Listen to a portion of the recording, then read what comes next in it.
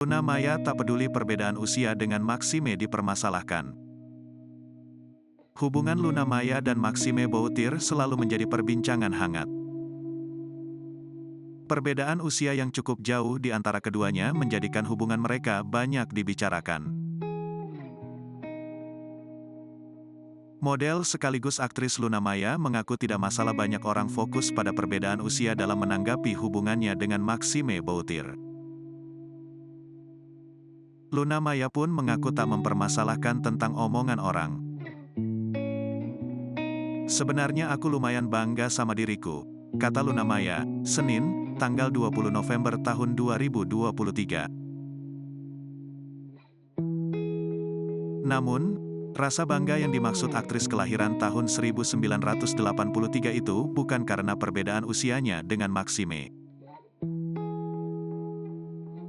Luna Maya merasa bangga karena dirinya bisa jatuh cinta lagi dengan orang lain, terangnya.